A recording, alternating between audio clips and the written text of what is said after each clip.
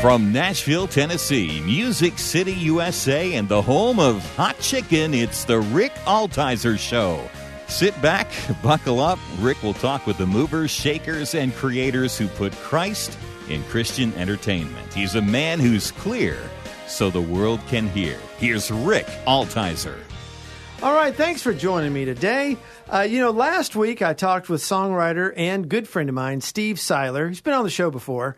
And, we had such a good time. It went so well. We were talking about songwriting. We just didn't want to end. So, you know what? We're going to do a part two, and we're going to really kind of dig into songwriting.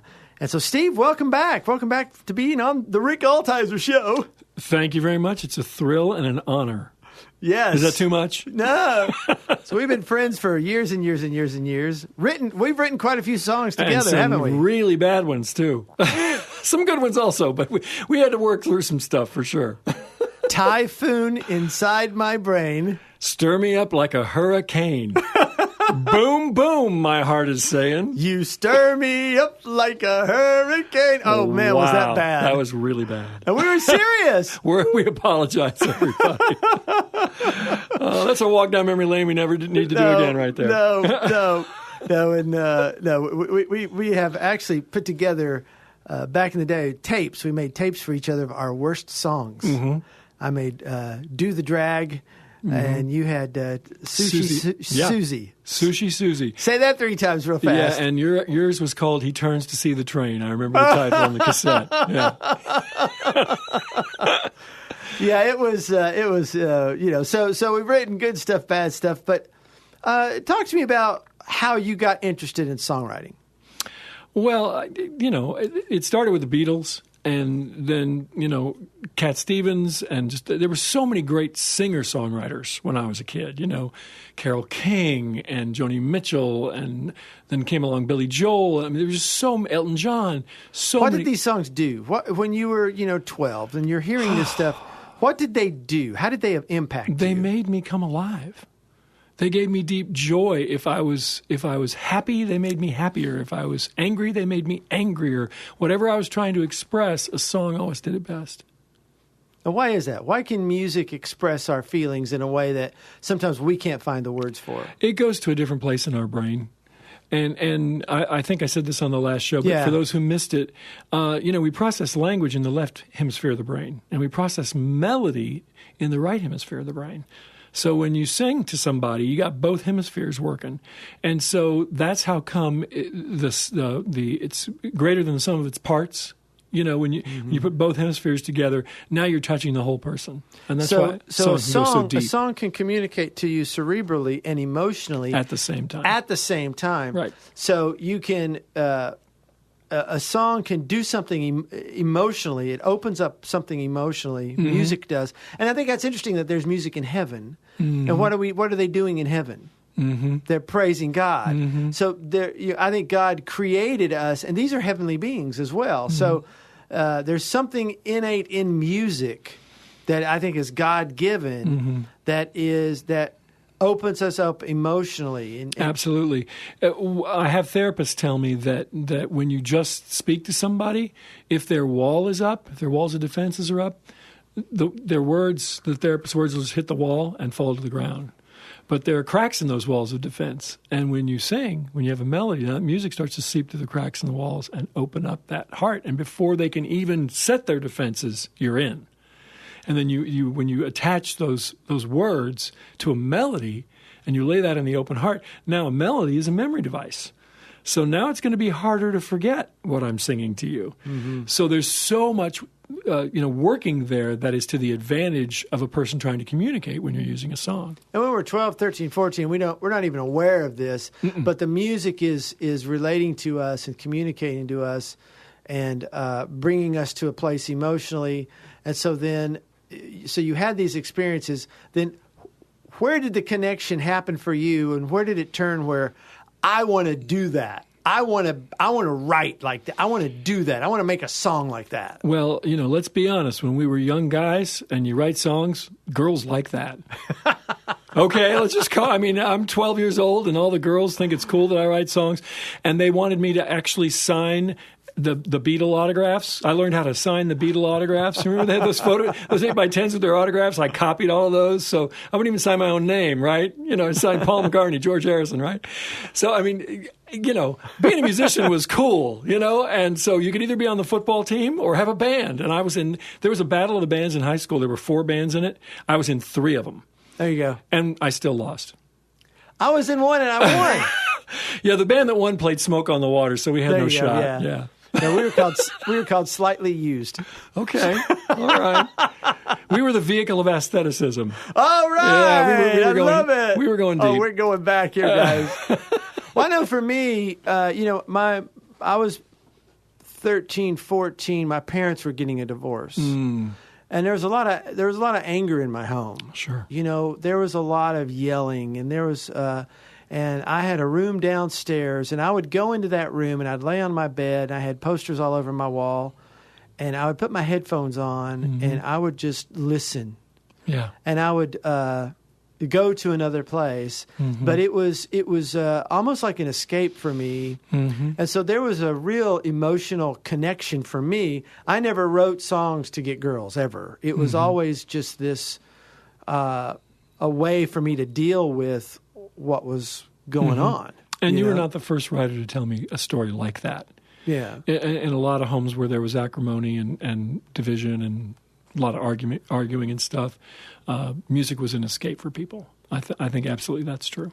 And I listened to, I started listening to, of course, grew up with the Beatles and things. But then, when I got out of high school and started recognizing what a good song is and then started recognizing what the Beatles were doing and how complicated their chord structures were and how involved their melodies were, and then found Springsteen and Bob Dylan. And completely different approach to it. Yeah, but still powerful.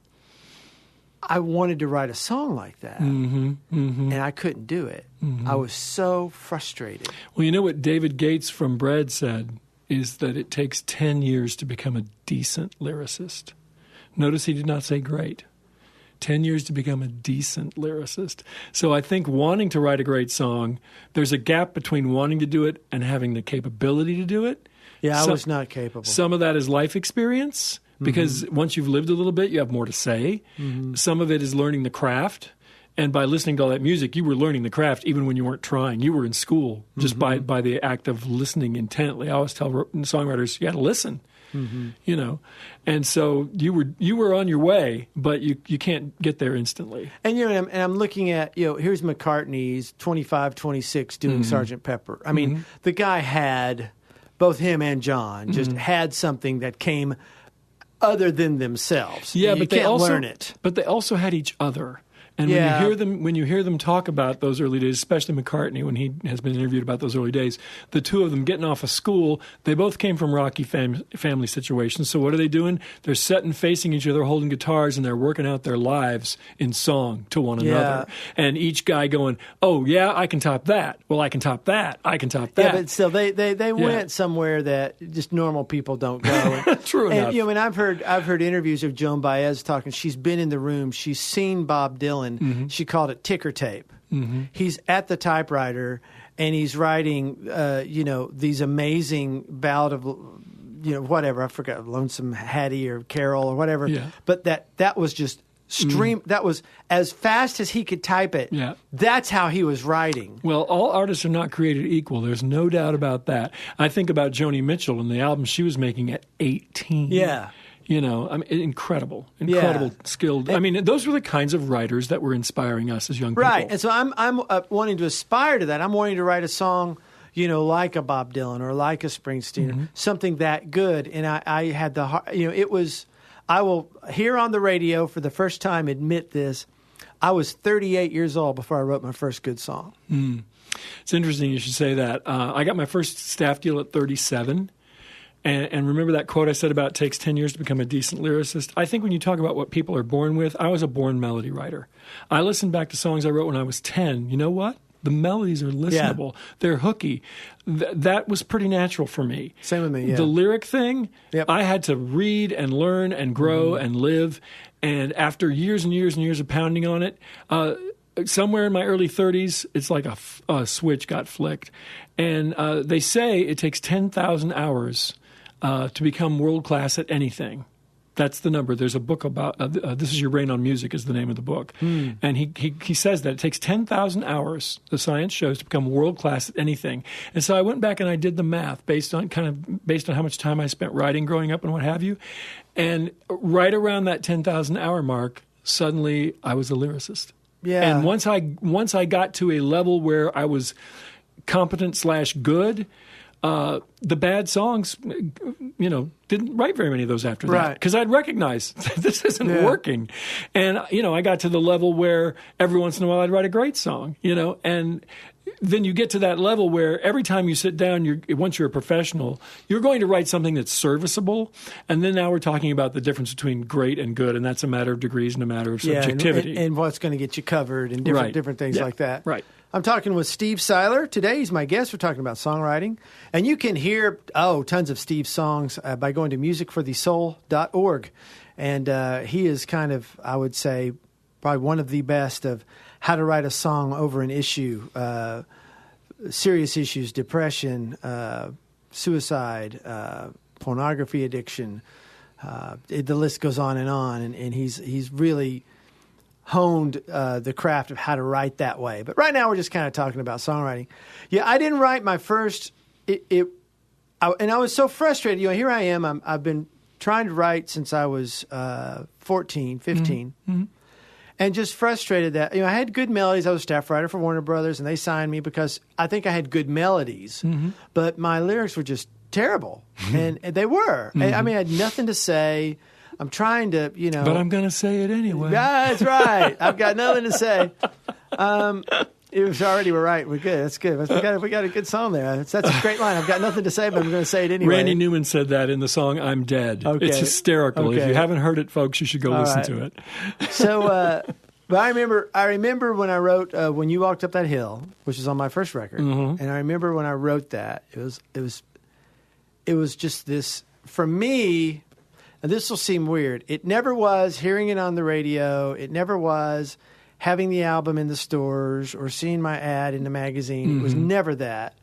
It was always, finally, I wrote a good song. Right. Mm-hmm. I wrote a song that there's nothing broken with this song. Right. It's a good song. And that moment where you have the epiphany that you don't have to ask anybody, that it's good. I said, okay, that's all right. Finally, I wanted to write something that was meaningful, that was Christ focused. Mm-hmm. That when you walked up that hill, did you know how much you would bleed? Did enough blood to cover the sins of mankind? Have some left over to trickle out of your side? Just things like that, where it's like, okay, finally, I'm saying something that. Is also, I was. What did Jesus know of his of his asking divinity? A deep question. Yeah, what did he know when he was here on earth? How much of his divinity was he aware of? I just wanted to know. Did he know about me? Did he know he was dying from my sin? Which is a question that theologians have struggled with for centuries. So that's worthy of your time to dig into something like that. But again, I was 38 before I wrote that. Right. Well, it's funny you should be saying this because I remember the first time I realized that I finished a song and I knew, like, this is great. This is really great. It was 1984. The song was called Renee is 14. And yep. I covered it. You actually covered it, did me the honor of covering it. And didn't do a good job. Sorry. It's been covered a couple more times, so don't worry about it. I could have done much better. But yeah, that sense of finishing a song and just feeling in your spirit, this is worthwhile. This is what I was aiming for. This is good. And it moves people, and that song still works. Mm-hmm. Mm-hmm. It still works. 1984, it still works. Yeah. When You Walked Up That Hill, still works. Mm-hmm. I get people, emailing me or whatever. It's on YouTube. It's still doing what right. Does Be Thou My Vision still work? Yes. Does Amazing Grace still yes. work? The great ones are timeless. And not that my song is anywhere near either of those. I understand what you're saying, but that my point is that songs truly can be timeless, and I think all of us aspire to leave something behind that says we were here. And that, for Christians, that honors God and that blesses people. And so, that's a worthy goal. And songwriting gives you the ability to do that. Yeah. And my wife went away a couple of last month, she went away for about 2 weeks. Mm-hmm. And so I took that time. I'd had some songs that I started. I haven't had an album out in 9 years. Wow. And so I've got an album. As you know, I gave you some of the songs. Yes. And I in 10 days did 10 songs. Why not? But it was neat going back to a few of the things had been sitting around. Some of them are new, but some of them had kind of been sitting around. And but they were lyrics coming from another place. There's something about them that wasn't working for me. Mm-hmm. And so I was having the hardest time writing lyrics based on something I was working on 10 years ago. And that's why I couldn't finish it in the first place, because the lyric was wrong. Exactly. You know? Yeah. And so once I finally got what it was about, this new one that I sent you, I went to Planet Fitness. I came out of it and I had this idea, and I sat down, I spoke in my phone because I'd seen this Bob Dylan documentary. I heard how he was ticker taping, right? And I ticker taped in my phone. I just, and 80% of that lyric came right out of me. Honest, heartfelt, just in the moment. And it was so interesting how all of a sudden it just came together, and it was so easy, and it was so simple, and a couple of phrases I had to work on, to get them to work right. But it was such an easy thing, whereas the lyric I had for that same song before, I was killing me. Well, what I've learned is that when a lyric isn't working, you probably need to look where you stop telling the truth. You're probably trying to force a rhyme. You're probably trying to keep something that you thought was cool, but it's just not working, and it isn't true to the song.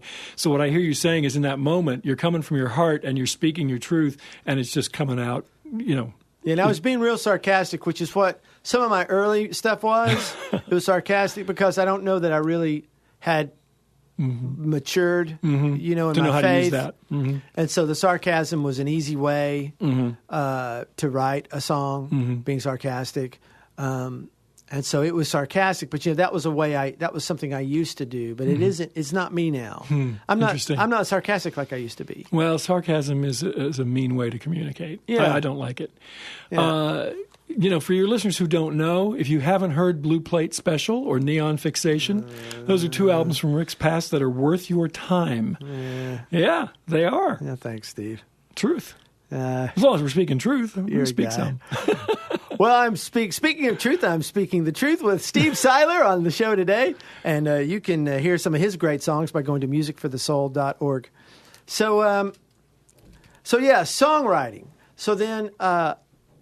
So for me, the thrill was always writing the song. Yep. And then recording it and then listening to it. That's probably why I never had a very big, successful career. It wasn't about getting in front of people and playing it. Yeah. It was always about that moment where I put the headphones on and I listen to it and I say, that's what was in my head. Yeah. That was, for me, the thrill. You know what? It's different for me. The thrill for me is always finishing the song and feeling like the song is there. Your listeners might be surprised. I don't listen to the recordings of my songs more than once, usually.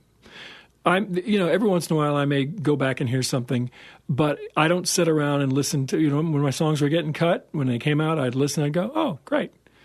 But to me, it was always about what are we writing now? What's next? What are we doing today? I think that's really the heart of a writer, is to be writing and to be excited about the next song. And that truly is where my deep joy comes from, is in the writing process itself. And just to be honest, I would say out of every 10 songs I had recorded in the CCM world, I liked the recording maybe 3 times out of 10, and there's only 1 or 2 recordings in the entire 12 years I was a staff writer that I would say I love. Right. Because once you write it and let go of it and other people are producing it, you have no, stake in how that comes out.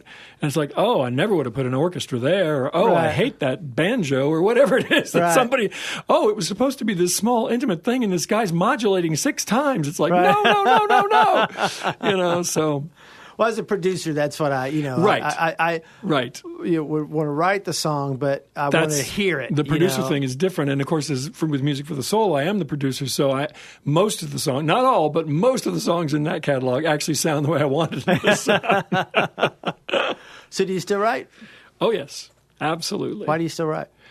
Because I love it, and because if I don't write, I actually feel bound up. It's a release for me. It's a way to process the things that I'm learning and thinking and feeling. I don't do as much of it as I used to, but I love it more now, and my percentage of what I would call above average songs, good to great, is much, much, much, much higher than it used to be when I was just a staff writer. So because I'm so excited to get to write, running a nonprofit, I have about 9 hats I wear, sit in every seat on the bus, and most of them are not songwriter seats. So when I get to spend time writing, it just amplifies that deep joy I already feel in the process. Yeah, when I started making movies, it kind of, I guess it filled up that creative space in my mind. Because they were so stinking hard. It's so hard to make a movie, and especially the way I was doing it.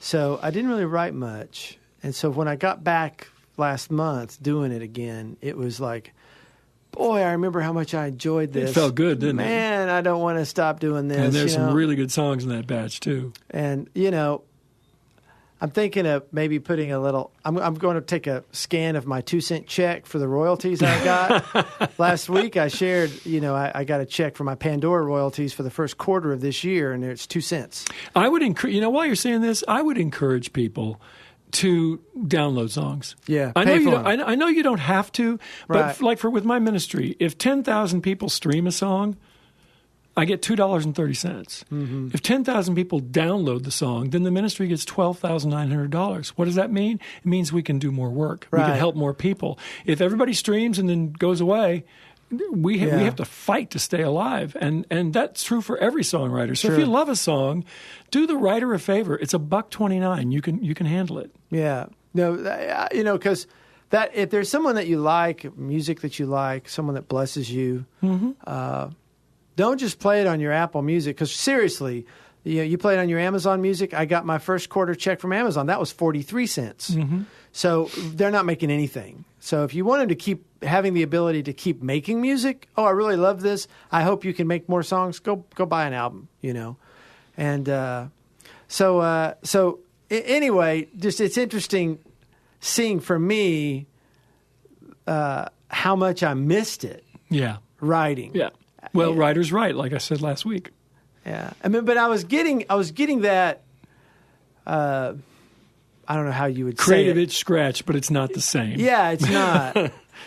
Writing is its own thing, and it's frustrating too. And I didn't have it anywhere near the. I don't know. I didn't enjoy it as much. If that makes any sense. I mean, I'm thankful to be able to make the movies I've made, and I'm so grateful for the ministry that's come from it. But it's such a hard process. When it's done, you just kind of a lot of it is it's more like a contractor building a house. You got to get everything in place, but it's not creative in the same way. Not the way you were doing it. You know what I'm saying? You weren't a cinematographer just doing that.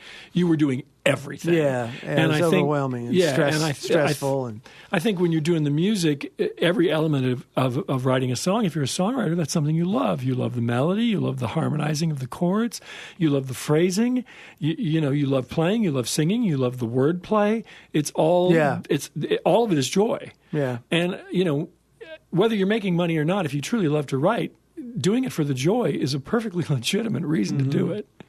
Well, people, I do have my own radio show, so I think I'll probably do maybe a show or two on the new album when it comes out. So I think you should sing it all live right here on the Rick Altizer Show. All right.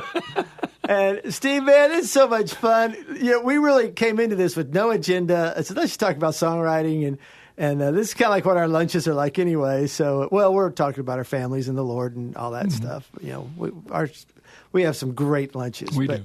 But thanks for being on the show. And, I encourage you guys. I said this last week. If you want to learn how to write a song about that's deep and meaningful with about an issue that is something you wouldn't normally think, abortion or suicide or depression or pornography, Steve tackles these issues and many more, dealing with abuse or an elderly mom and dad being a caregiver. Yeah. I mean, he writes songs about all these, and you go, how do you write a song about that? And when you hear them, it's like, oh my gosh, and they're so, like you said, they hit both the cerebral and the emotional at the same time. Yes. So I encourage you to go check out Steve and his wonderful writing skill by going to musicforthesoul.org. And Steve, man, we did it. 2 shows just like that. Kaboom. Thanks for having me on, Rick. God bless. I had a great time. Thank you. If there's a show you've missed, you can go to my website, rickaltizer.com, and catch up. Or you can listen to my podcast in iTunes or wherever you hear your podcasts. Just search for The Rick Altizer Show. Altizer is spelled Altizer. I want to thank you for listening. Hey, would you tell a friend about this show and share the love? Be sure to check us out again next week as we discuss how we communicate the gospel through media to our culture. Let's be clear so the world can hear. I'll talk to you next week. Thanks for listening. Those who are in Christ Jesus.